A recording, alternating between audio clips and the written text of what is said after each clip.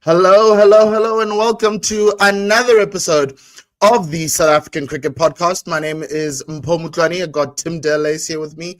Tim, how are you doing? All good, but all good. All smiles. Obviously, we're just finishing off watching the test match, so all good, all good. Yes, we're recording this on Thursday morning. I think Keshav just took the ninth wicket. We're just waiting for. I just want to timestamp it for you so you guys know. South Africa, Pakistan lead by 65 runs.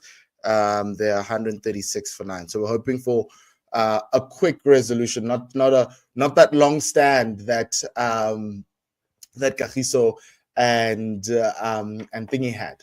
And Senran had yesterday with Pakistan repaying the 10th wicket partnership in kind.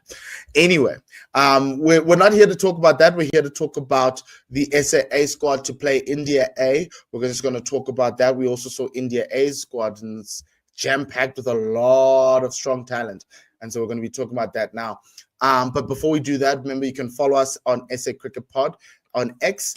Subscribe to the YouTube channel if you're watching it on YouTube right now. You can also follow us on Apple Podcasts and Spotify at South African Cricket Podcast. And you can buy some coffee at Buy Me a Coffee SA Cricket Pod /SA Cricket Pod. We do this for the love of cricket alone. We do want sponsorship. We also want this to be a community-based thing, which means you.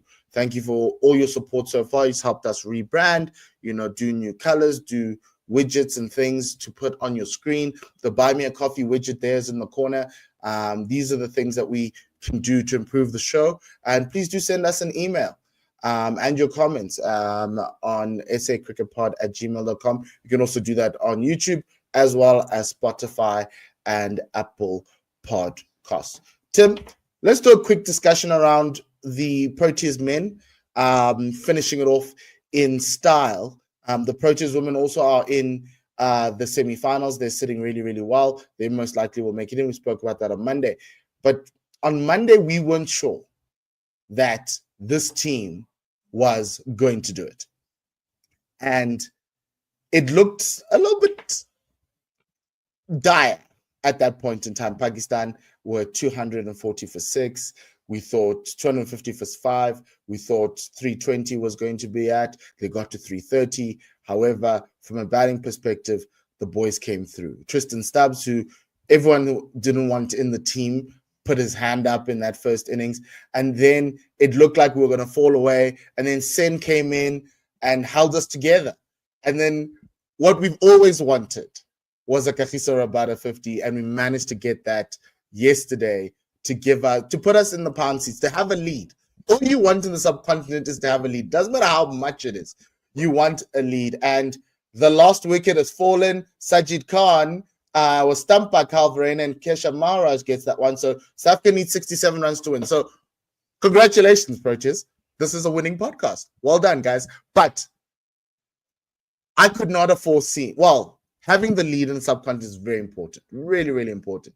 And we did that. Kagiso and Senran with a 98-run partnership, really, really important.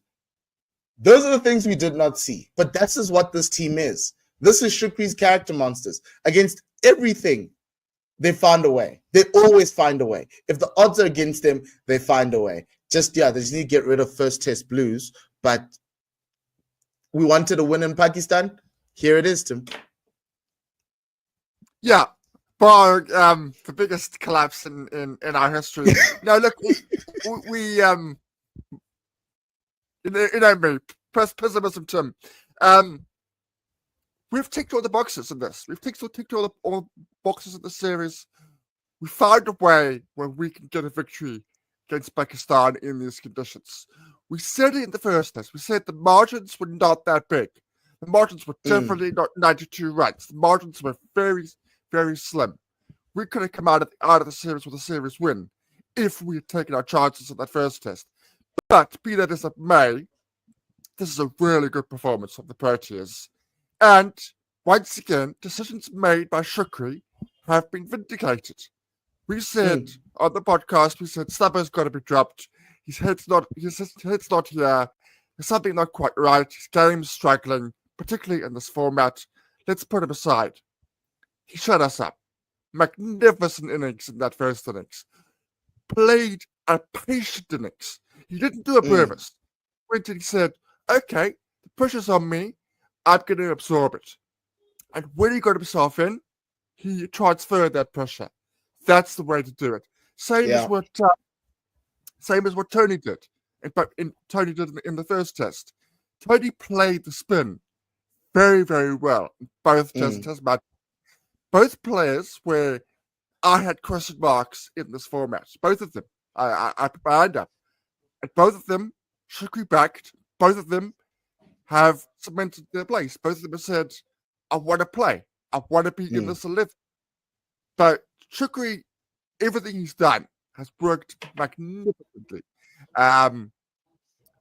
It's bringing Simon Harmer back. I don't think most people would Simon Harmer would be there. There would be a third spinner, but it would have been somebody else. It wouldn't have been a Simon Harmer. Simon Harmer, in this innings, 5 wickets, his first 5 wickets in test cricket, backed Shukri. Said, I'll back you. You pick me, and I'm gonna deliver. Thought really well at the first test, backed himself, and delivered at the second test. Everybody that was on the fringes of this team has delivered. That's a huge plus for the team and for Shukri. Massive. Yes, and it speaks to the squad mentality of this team, right? And it's how we speak about Corbin Bosch. Every time Corbin gets an opportunity, he shines, right? And it's really tough to keep cricketers engaged if they're not playing. And, you know, game time is very, very valuable for these guys. Time in the middle is invaluable. Sen's been traveling with this team as the backup spinner the entire time, but he's going to walk away here as player of the series. That is a testament to man management, coaching, and also just waiting for your opportunity, knowing when you're going to get your chance and preparing for that.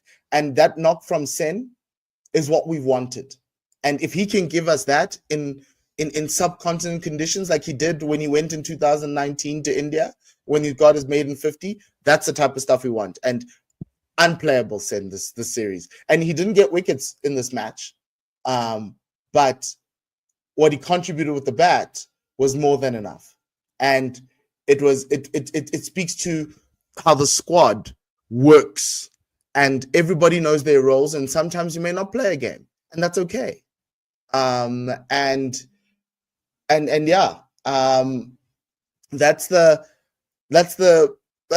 what I loved about this match. It was like guys who we didn't expect pulling it through. Tony, Tristan, nobody expected him to do anything. He came through a really great partnership. You also then got Sen down the order. Sen and Kesh did something which I didn't expect to happen. That 50-run partnership was like, yes, this is what we want, right? And then you got Kagiso coming through, knowing we needed runs, we needed to get over the hump, and we needed to get this lead, and we did.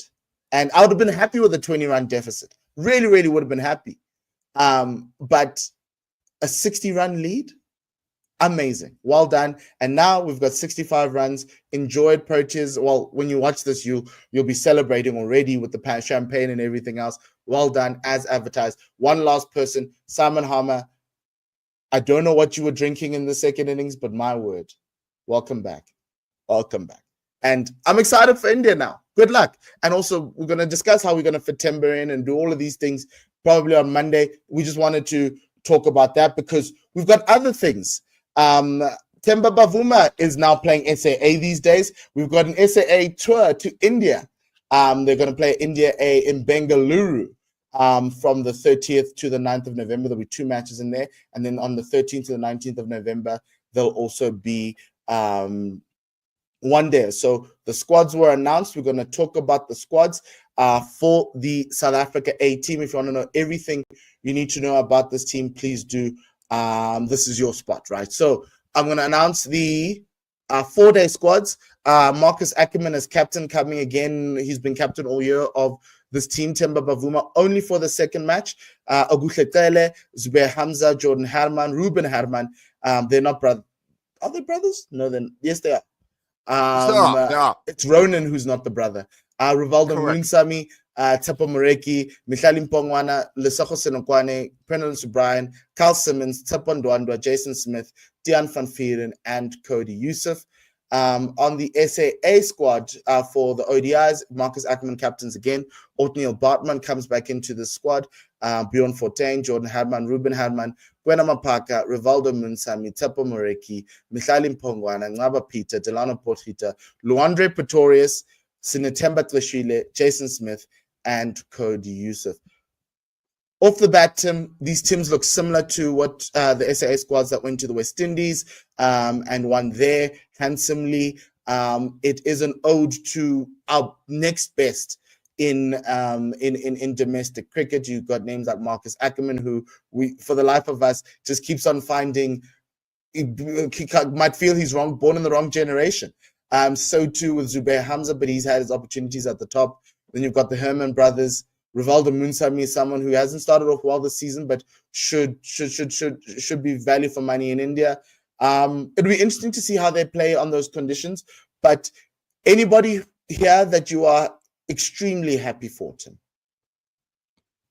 Carl Simmons. So I've been watching Carl Simmons' career for a long time, well before he actually made his debut at Province, at the club level and at the Marties, at a real sort of workhorse of Carl Simmons. That's perhaps a poor adjective, but he's a hard worker. He puts in the hard yards, and his game has gone up massively in the last 2 years. His batting's improved massively, so you will also get runs from him.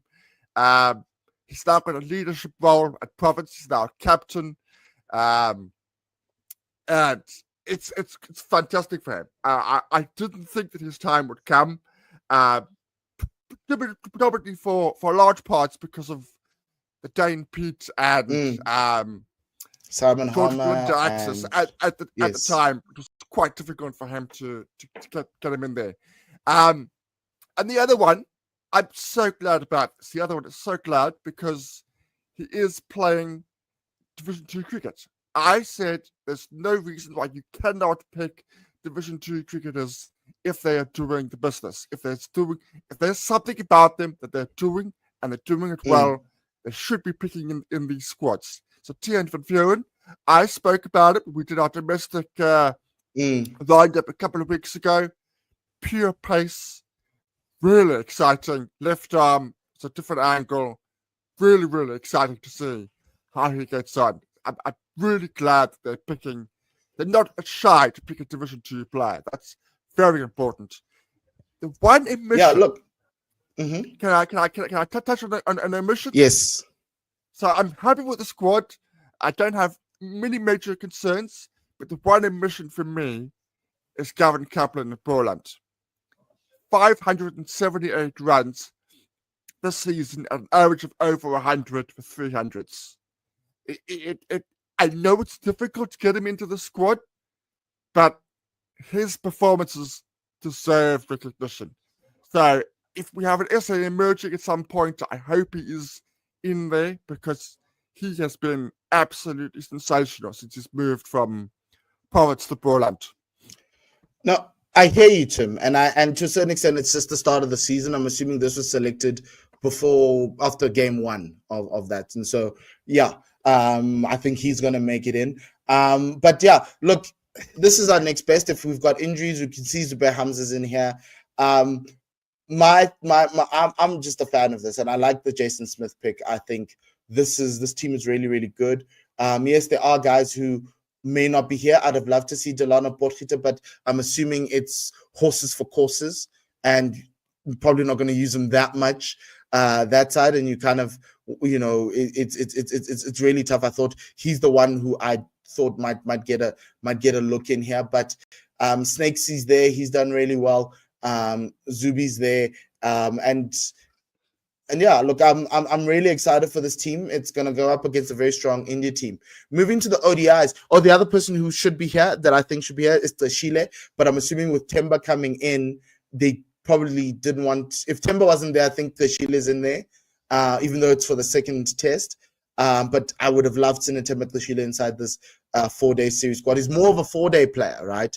Yes, he's done really well for SAA in the ODIs, which is really awesome, and he's being rewarded. But I've loved him this side. So too Luandre. I think you got to persist with Luandre in the longer format. And so for me, those were the omissions where I was sitting there going, are you trying to go back to that Luandre might need to bed himself down in the limited over stuff, and then he'll come through into the thing? Because he's not playing badly for the Titans, right? The runs are coming, he's just not converting. So those are the two guys who I looked at this side, I was like, ooh, yeah. And then one last person, what does Bjorn Fortuin have to do to get a game in this 4-day team? Like I'm just baffled. Like I see Carl Simmons, I'm happy for him, but yeah, Bjorn, please. And yeah, but I'm assuming obviously you want to give Carl a run, but again, Bjorn is as advertised and he's a handy batter. So those are the three guys I'm like, okay, no, this is a problem. But funny enough, those three guys are in the ODI squad against India A. This could actually be a 4-day squad as well. Bartman would bowl well in these Indian conditions. But yeah, Tim, from the ODI perspective, obviously we're looking at 2027. Tashile's in your eyes. Luandre's, you're looking at Luandre. I'd have loved to see a Lisiba Ngwepe get an opportunity here, maybe a Snakes or Sinakwane, just to see what we have from a Black African perspective. Happy that obviously we've got Ruben and Jordan, and they deserve it because they've just had incredible seasons, not just one, multiple seasons. So they're really good here. And it'd be interesting to see Rivaldo in this format as well for SAA, how well he does here. So not a lot of difference between the two teams, but good to see some old faces coming back like Bartman as well as Bjorn Fortuin. Yeah, no, look, what's pleasing about this is my questions are minor. I know in recent years, we've looked at the A squad and begun, what is this? This isn't an A squad. This is a development squad. And if it is a development squad, then tell us. Don't paint us as an A squad. Both of these squads are A. Both of them are, this is the next best. You might have, as you said, you're quite right to point out that I agree. I would rather have Kashila in the 4-day squad than the 1-day squad. But as long as he's there, that's the important thing for me, is we see you, Kashila, we see your performances, we see improvement, we back you. Luandre, we know it's been a bit tough in the Proteas setup, but you are the future. That is important. Those sort of communication skills. Delano, your numbers across formats, actually. It's not just across formats, have been sensational the last 12 months. Absolutely incredible, his numbers. Again, we see you as an all-rounder option. Those communication skills are important. Those guys are told those things, and they know that the next step is actually not that far away. That next step to Proteas selection is literally around the corner. Yeah. Look, in keeping with the being a little bit more assertive, I'd have loved Luandre to bat in 4-day cricket in India so he can get a sense, right? He's done that in T20s in the IPL. I'd have loved him in that 4-day squad. I'd have won Lashila in both, but you can't move past Ackerman, the Hatman brothers. They really have cemented their positions there. Munsami has been doing it for longer than Luandre, even though Luandre obviously came on board, right? Yeah, my only worry here with this team is Gwenna's fitness, right? And I'm assuming that's why he's not in the SAA squad. He was pulled out because obviously he had a hamstring strain, right? So look, Tim, as advertised, just wanna just have a chat about the India A squad for the 4-day match. For the first 4-day match, you've got some notable names, people we know. I do apologize to our Indian fans because there's a lot of guys. You can tell us in the comments who we need to watch out for. But Rishabh Pant, Sai Sudarshan, Devdutt Padikkal, Rajat Patida, Anshul Kamboj, who bowled really well, I think, in India early in the year. It's stacked with guys who are wanting to make that India the India team, right? And then in the second innings, they bring in KL Rahul, Dhruv Jural, Sai Sudarshan, Padikal, Ruturaj Gaikwad, Akash Deep, and Mohammad Siraj, as well as Prasid Krishna. And a guy I like, I think he bats really, really well. Abhimanyu East Warren, I think he's so good.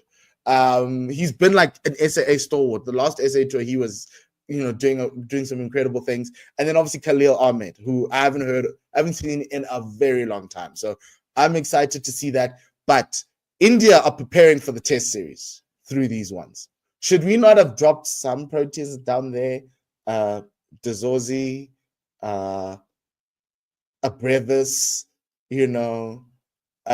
Corbin Bosch, Vian, just to be like, hey guys, fire with fire. Or are you happy with this and you're happy that that our guys will do the job? It's a massively big test for them, and I think if we win these games or one of these games, it's a massive feather in the cap for South Africa and further World Test Championship cycles.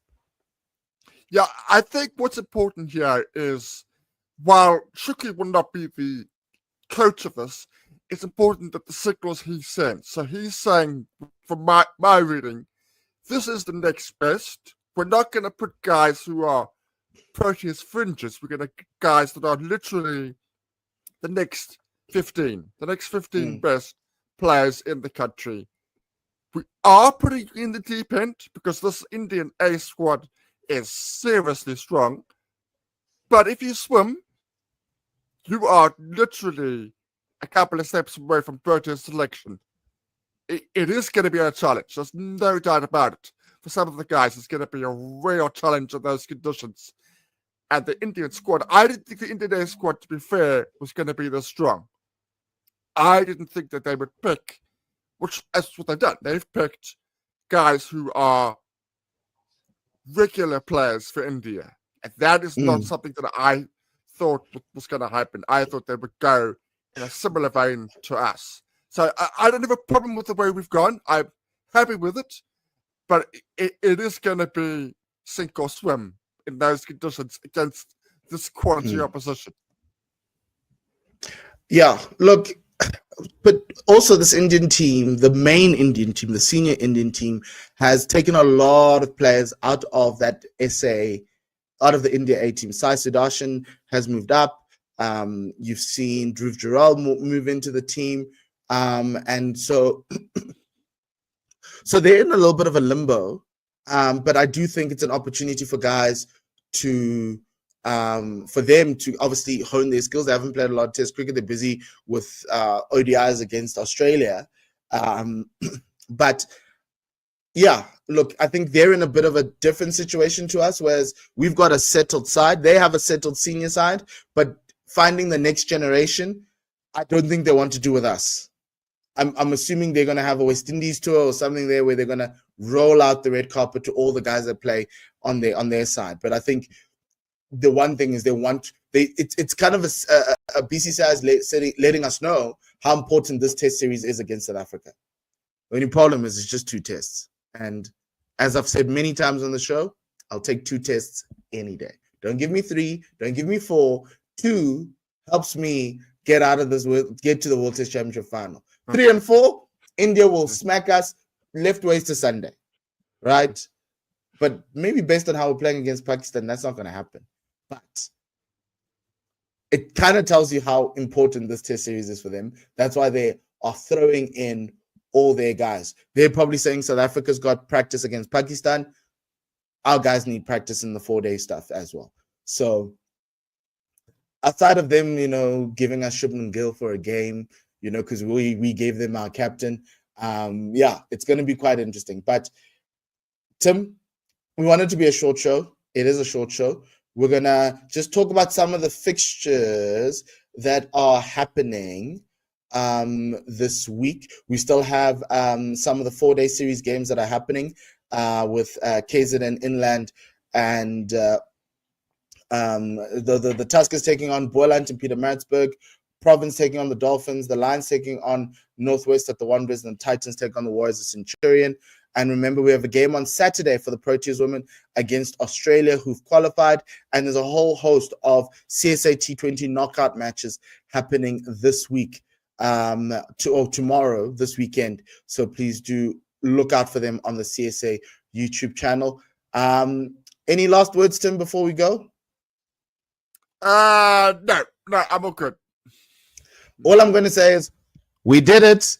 We said it. We just did it. One win in Pakistan. Well done to the Proteas. Let's go. Let's start this World Test Championship. Well, yeah, now the wins are coming. Let's get more. But really, really happy for them. Congratulations to the guys. Congratulations to the Proteas women. Please do beat Australia. Scare them a bit.